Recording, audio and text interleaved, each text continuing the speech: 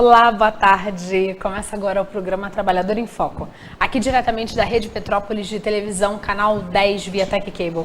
No programa de hoje, a gente vai conversar com o historiador e professor Glauber Montes. A gente vai falar sobre um tema que está na crista da onda. A gente vai falar sobre intervenção militar. E hoje a gente vai tentar entender algumas questões muito básicas. A gente já viveu isso tem algum tempo e até hoje a gente fica tentando entender as mazelas que foram feitas logo ali atrás. E aí, o que é intervenção? E a gente vai discutir um pouco sobre isso para abrir sua mente a respeito nesse tema, não ficar só preso na grande imprensa, ok? Fica com a gente que a gente volta rapidinho.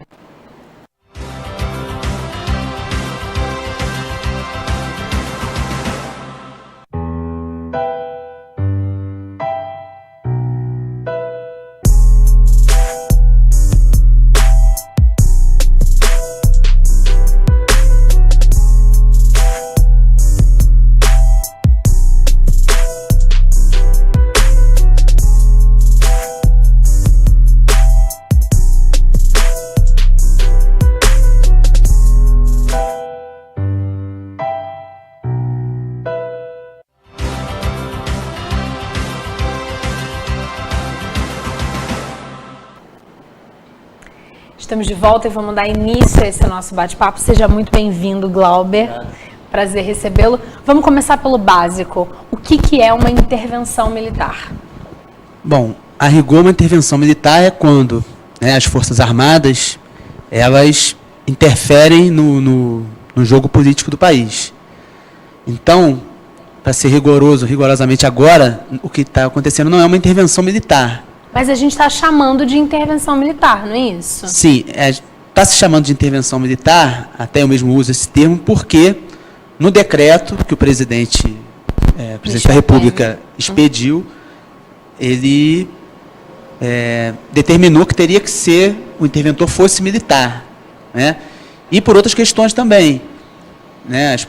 As próprias Forças Armadas estão exigindo coisas como, por exemplo, que se responda a eventuais crimes dos agentes, né, desses militares que estão em operação, que seja respondido na justiça militar e não na comum, por exemplo. Certo. Então, a intervenção militar é de forma geral, para o nosso telespectador entender, quando aquelas pessoas que estão sendo treinadas para a guerra, não é isso? Estão aí lidando com a gente na rua. Isso seria uma intervenção militar? Se a gente for pegar no sentido amplo, aí sim, né? Elas estão exercendo um poder que seria o poder de polícia. De polícia, certo. Quantas vezes já houve esse tipo de intervenção no Brasil? Olha, a gente fala em intervenções militares mesmo, aquela primeira que eu falei, intervenções ou golpes militares, é praticamente incontável. Né? A República surge de um golpe militar, quando destitui o imperador, e aí foram tendo vários outros golpes ou intervenções. Se a gente for pegar, por exemplo, quando Juscelino Kubitschek ia assumir, tentou-se dar um golpe militar. Quando depois o presidente João Goulart foi assumir, os militares ameaçaram um golpe também, ou uma intervenção. Né? Então, são incontáveis, às vezes, de intervenções militares. Agora, depois da redemocratização e da Constituição de 88, essa é a primeira vez que você tem uma intervenção desse tipo. Mas, assim, não foi uma intervenção autônoma das Forças Armadas. Foi uma intervenção decretada pelo presidente em exercício. Certo. O que seria uma intervenção autônoma dos militares? Aí seria as Forças Armadas acharem que eles teriam o direito de intervir na vida política, ou destituindo um presidente, ou enfim. Ou então tomando conta da pseudo-polícia, né, da questão da segurança de um estado, de uma cidade, de uma localidade. Isso seria assim, a diferença seria se eles fizessem isso por conta própria, não foi o que aconteceu. Eles foram praticamente obrigados por um decreto presidencial. Inclusive tem setores das Forças Armadas que não estão satisfeitos em estarem participando dessa intervenção. Entendi. Historicamente, e aí como historiadora, acho que eu estou conversando com a pessoa certa para falar sobre isso, o que a gente pode dizer para o telespectador sobre o que já se passou, sobre o que nós já vivemos enquanto nação, com situações similares a que nós estamos vivendo hoje na cidade do Rio de Janeiro? Bom, se a gente for pegar... Numa história recente, vamos pensar assim. Bom, a gente tem o caso assim, mais emblemático que foi da ditadura militar no Brasil de 64 a 85. Né? Nesse caso, foi uma ação que partiu dos militares, logicamente com apoio, né, de setores da sociedade, principalmente dos empresários associados ao capital internacional, etc., apoio do próprio governo dos Estados Unidos, mas foi uma ação liderada pelos militares na época. Ficaram 21 anos no poder. Assim, a quantidade de violações, né, de direitos, crimes que não se cometem nem na guerra, que foram cometidos na época. Tortura, ocultação de cadáver, né, são consequências desse acúmulo de poder, uma concentração de poder muito grande na mão dos militares e que não tinham que prestar conta do que faziam. Né? Essas são as consequências mais graves desse período da ditadura militar. Agora, a gente teve outras consequências. A gente teve um aumento da concentração de renda, então os mais ricos ficaram mais ricos, os mais pobres mais pobres. O salário mínimo, 21 anos depois, ele comprava metade do que comprava em 64. Né? Então, essa intervenção ou ditadura militar de 64 a 85, ela teve um sentido muito claro de beneficiar as classes dominantes. Né? E foram as que se mantiveram no poder quando os militares saíram, os grupos econômicos, as grandes empresas de mídia. Então, na prática, nós aqui e você aí de casa, telespectador, trabalhador, foi muito prejudicado na época da ditadura com os reflexos do que aconteceu, dos reflexos, vamos falar dos reflexos sociais, não vamos nem falar dos reflexos emocionais, dos familiares, não, vamos ser bem restrito para a gente poder ir do micro para o macro, né? Então, o trabalhador foi categoricamente prejudicado. Sim, se a gente for estudar, porque a memória às vezes é uma coisa que engana, né? Teve algum período durante a ditadura militar de crescimento econômico. Final da década de 60 até o começo da de 70, você teve o chamado milagre econômico. Você teve um crescimento grande da economia, só que nesse período, como eu falei, os mais ricos ficaram mais ricos e os mais pobres mais pobres. Né? Quando passa esse período, o Brasil viveu um momento muito difícil economicamente. Final da década de 70 e principalmente a década de 80, vamos lembrar, os militares eles entregam o governo, entregam o país com 240% de inflação ao ano. Né? Uma crise econômica gigantesca que foi começar a se recuperar na década de 90 e 2000 principalmente. Né? Então, esse sentido social também, o sentido social da ditadura militar, ele foi nitidamente para beneficiar uma classe, que foi a classe empresarial. Certo.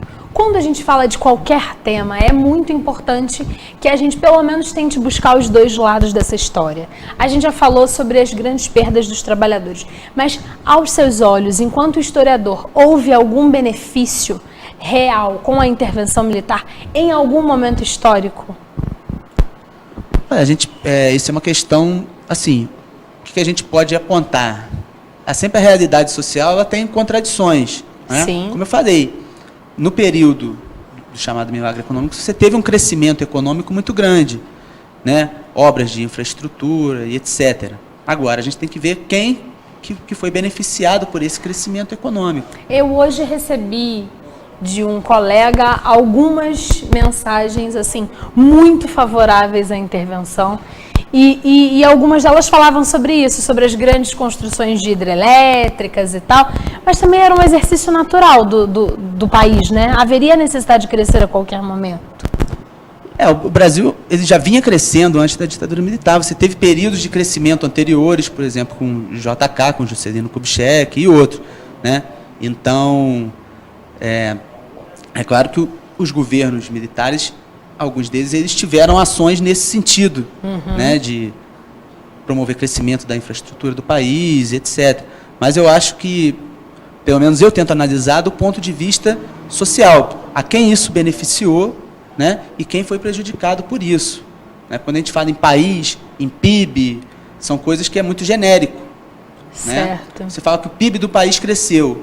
Isso pode dizer que os mais pobres, nesse mesmo período, possam ter ficado mais pobres, que foi o que aconteceu na época da ditadura militar, por exemplo. Maravilha. Se a gente voltar para o nosso momento atual, qual é a alegação da intervenção militar?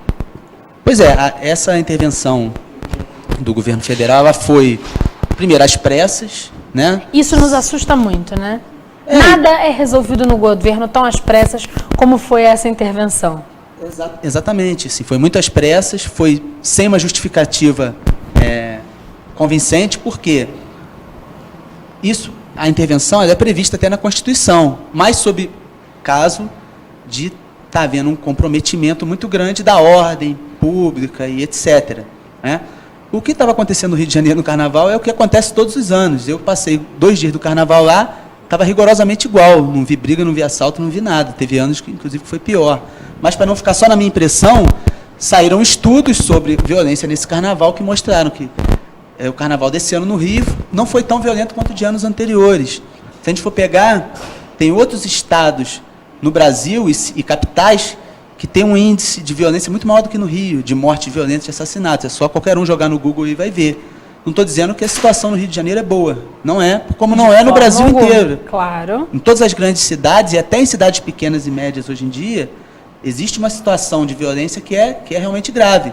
Agora, no nosso entendimento, o Rio de Janeiro foi escolhido porque ele é a vitrine do país. É uma boa vitrine. E essa foi uma ação do governo em conjunto com a grande mídia empresarial, é importante dizer. Essa sensação de insegurança que estava se falando durante o Carnaval e no final dele, foi muito alimentada pela mídia. O próprio interventor que o presidente nomeou, ele disse, a situação no Rio não é tão ruim, é muita mídia. Isso são palavras do próprio interventor que foi nomeado por ele, não é minha. Né? Então, isso nos leva a entender, nós, e assim como muitas outras pessoas que estão refletindo sobre o assunto, que existem outros interesses por trás dessa intervenção militar, ou dessa intervenção federal, para ser mais rigoroso. Maravilha. A gente vai fazer um breve intervalo e vai dar continuidade no próximo bloco, discutindo ainda essa questão da intervenção militar ou intervenção federal, como disse o nosso entrevistado. Fica com a gente que a gente volta rapidinho.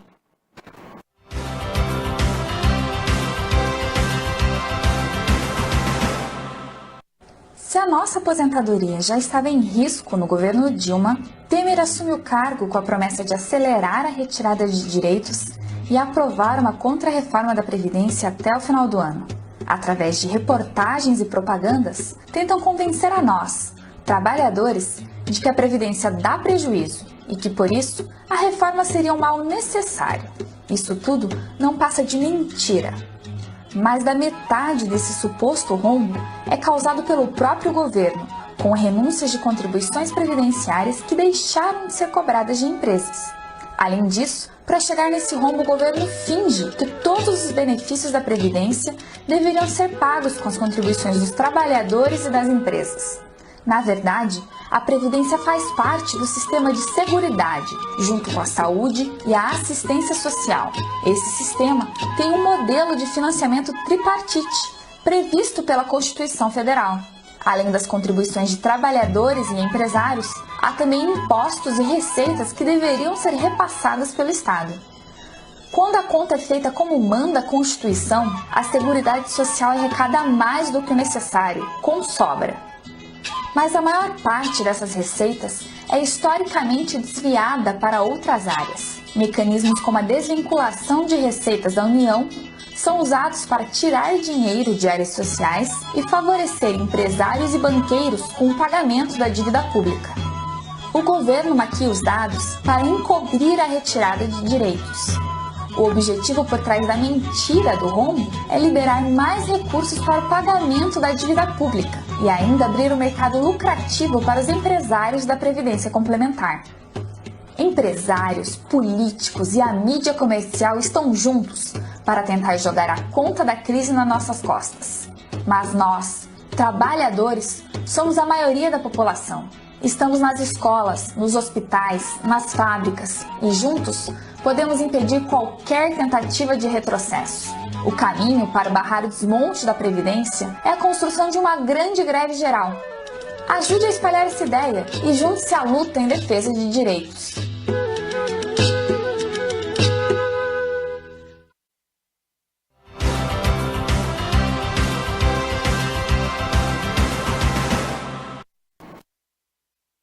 Estamos de volta com o programa Trabalhador em Foco, dando continuidade ao nosso bate-papo com o Glauber, que, além de historiador e professor, é também membro da Comissão da Verdade de Petrópolis, não é isso, Glauber?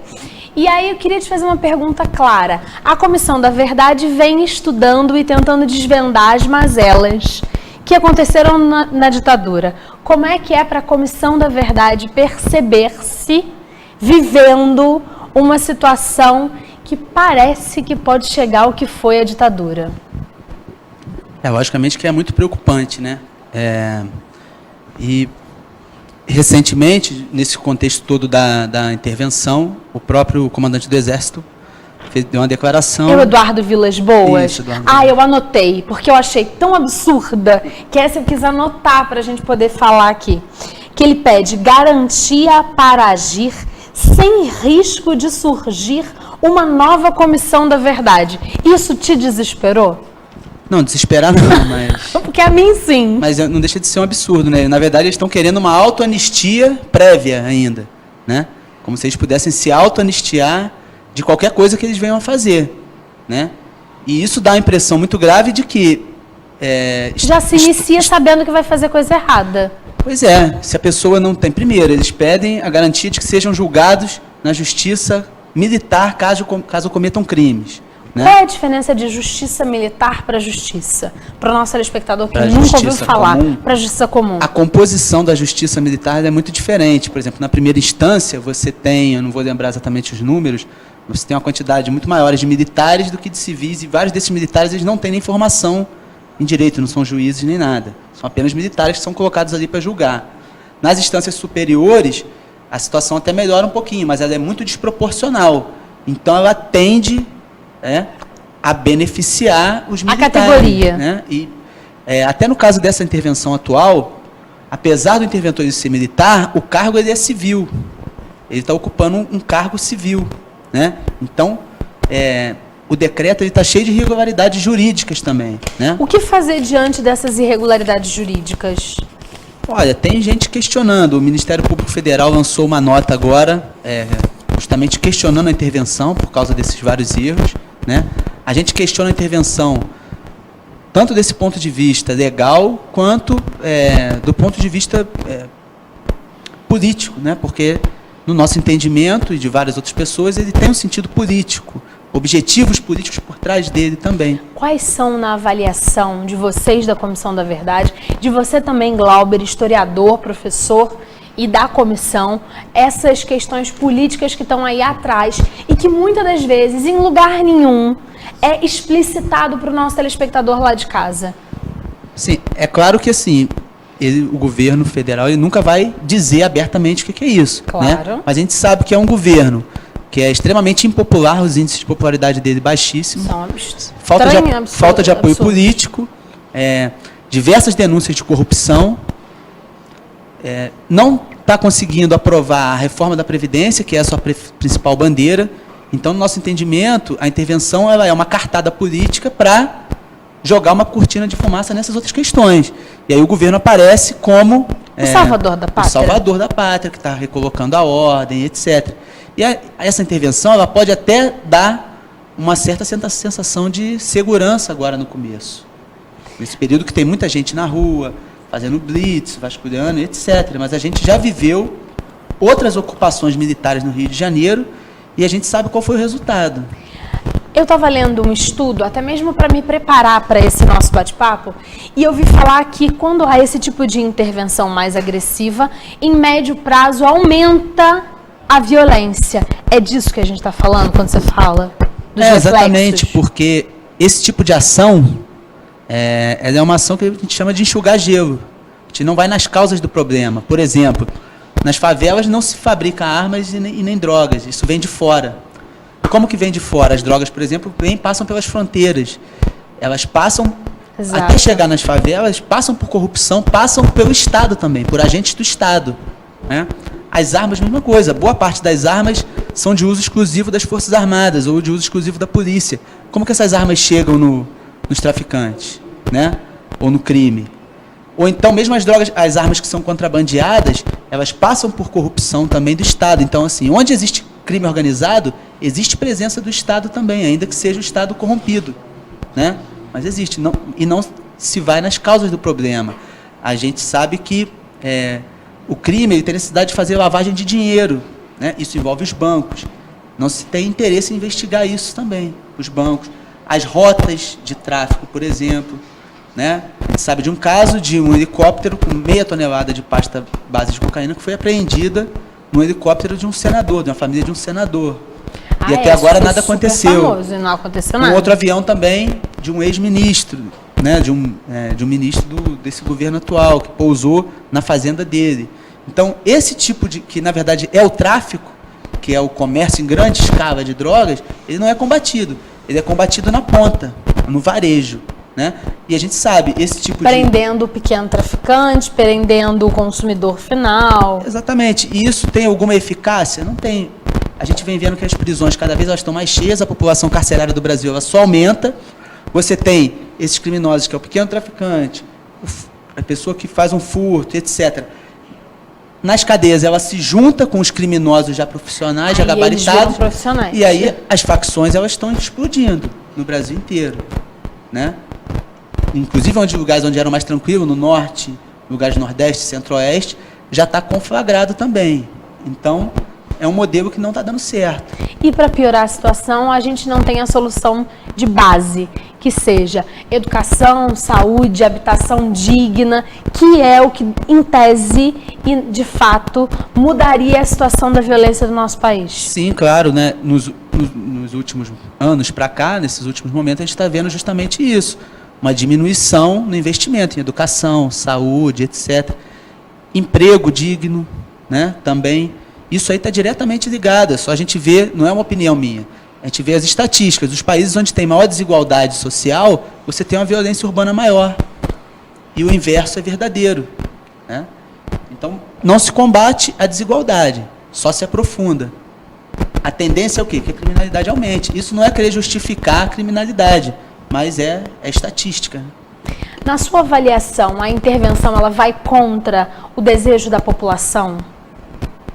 Eu acho que a população está bem dividida. Tem boa parte da população está apoiando a intervenção, né? Porque existe uma campanha da mídia muito grande em favor, porque a população realmente está assustada com a violência. Isso não é culpa da população. Isso aí, a situação de violência urbana é real e a grande imprensa amplia essa violência em escala astronômica. Totalmente. Se a gente for ver, pela imprensa a gente vai achar o quê? Rio de Janeiro é a cidade mais violenta do Brasil. É uma cidade muito violenta? Muitíssimo violenta. Se a gente for ver os índices de crimes de homicídios e tal, existem outras grandes cidades no Brasil que têm um índice muito maior. Mas a mídia, ela mostra um certo lado e da forma que a grande mídia, né, a mídia empresarial, ela tende a mostrar aquilo que vai de acordo com os interesses dela. Certo. A gente está chegando no final do programa e uma questão básica. Se a gente não tomar cuidado, a gente pode voltar a ter uma ditadura militar? Olha, é difícil dizer assim. Nos moldes do que foi a outra, eu acredito que não, porque o momento era outro, né? Do país, do mundo, né? Agora, a gente está vivendo um momento de aumento do autoritarismo e vamos dizer assim, do rompimento com a democracia mesmo. Isso desde 2016, com o impeachment, que no nosso entendimento é um golpe, né? E isso vem acontecendo de lá para cá, várias medidas nesse sentido, né? Que vem atropelando as decisões da maioria da população, inclusive as eleições desse ano, nos preocupa se vai acontecer ou não. O artigo publicado por vocês do Conselho é ótimo, está na internet, pode ser visto por qualquer um, é só procurar Conselho Municipal da Verdade, Conselho Municipal da Verdade e Comissão Municipal da Verdade, e vale a pena ler, que fala dessa ruptura do processo democrático. Queria que você terminasse dizendo o que fazer nesse momento, enquanto cidadão. Olha, eu acho que o principal é as pessoas tentarem se informar por outros meios que não aqueles principais. Como eu falei, estou até repetitivo, mas a grande mídia empresarial, ela tem seus interesses econômicos, inclusive, dos anunciantes dela, seus interesses de classe dominante. Então, ela vai tentar legitimar essas ações, como já vem fazendo, e não informa, ela apenas desinforma. Eu acho que a primeira coisa é buscar fontes de informações diferentes, ler. Nesse caso, a gente tem que ler, buscar, não acreditar em boatos, etc., se informar para tentar se organizar como cidadãos, como trabalhadores, para se posicionar. Mas sem informação não é possível. Maravilha. Glauber, muito agradecida. Foi um prazer conversar com você. Obrigada a você que ficou com a gente. Espero que a gente tenha conseguido elucidar algumas informações a respeito do tema para você. A gente volta na próxima semana, sempre com um tema que tem a ver com a vida de todos nós trabalhadores. Obrigada, um abraço grande e até lá. Tchau, tchau.